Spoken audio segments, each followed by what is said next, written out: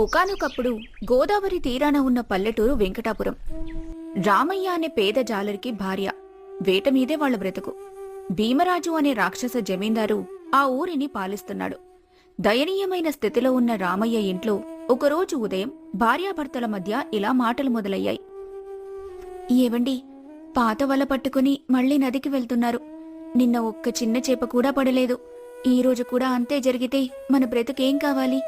శిస్తు కోసం జమీందారు మనుషులు ఇంటి మీదికొస్తారు. నాకు భయంగా ఉంది. వాళ్ళు దుష్టులు. నీ బాధ నాకు తెలుసు సీతమ్మ. నా కడుపు కూడా ఆకలితో మండుతోంది. దేవుడు మనల్ని ఇంత పేదరికంలో ఎందుకు పెట్టాడు? ఈరోజు ఎలాగైనా వేట పట్టాలి. వల విసిరితే పెద్ద చేప పడినట్టుంటుంది, కలి తీస్తే ఏమీ ఉండదు. మన కర్మ. దేవుణ్ణి తిట్టుకుంటే కడుపు నిండదు. మీరు వెళ్ళి వల సరిగ్గా వేయండి. భీమరాజు మనుషులు వస్తే నేనేం చెప్పాలి? వాళ్ల మాటలు వింటేనే భయంతో గుండె ఆగిపోతుంది. శిస్తు కట్టకపోతే ఇంటి నుంచి గెంటేస్తామన్నారు. వేదిన పడేస్తారేమో అని భయంగా ఉంది.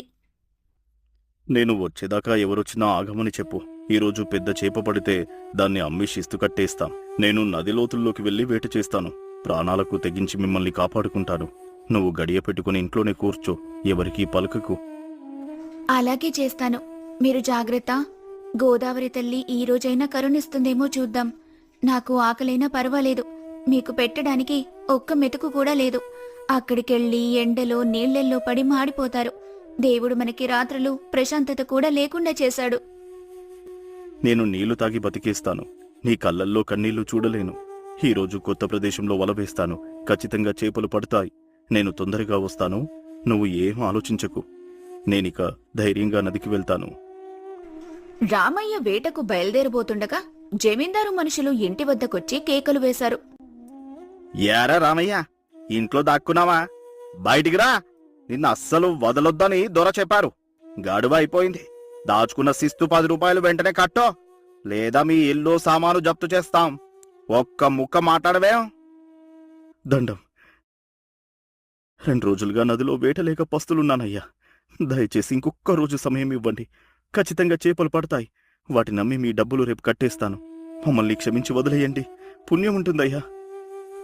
దయుంచండయ్యా. మాకీ ఊరిలో ఎవ్వరూ లేరు. ఒకే ఒక్కరోజు గడువివ్వండి. మా దరిద్రం మీద జాలి చూపండి. గడువిస్తే ఎలాగైనా అప్పు తీరుస్తాం. మమ్మల్ని బయటికి గెంటెయ్యొద్దు. నా ప్రార్థన వినండి. ఏడుపులు వినడానికి రాలేదు. రాత్రికి అసలు వడ్డీతో సహా 15 రూపాయలు కట్టాలే. ఒక్క దమ్మిడి తగ్గినా ఒప్పుకోను.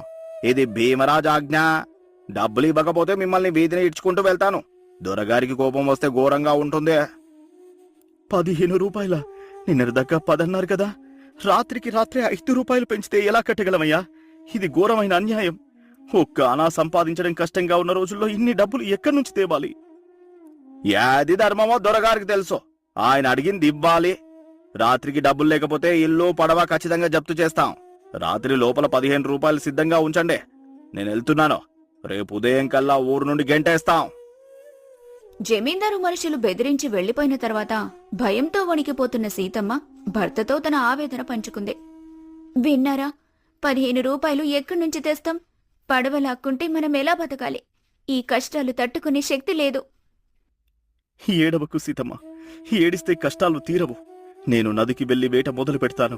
నా ప్రాణం పెట్టి గట్టి ప్రయత్నం చేస్తాను. గోదావరి తల్లిని మాత్రమే నమ్ముకుందాం. నువ్వు గుండె రాయి చేసుకుని ధైర్యంగా ఇంట్లో ఉండు. వెళ్ళొస్తాను. నిరాశతో నదికి చేరుకున్న రామయ్య వల విసురుతుండగా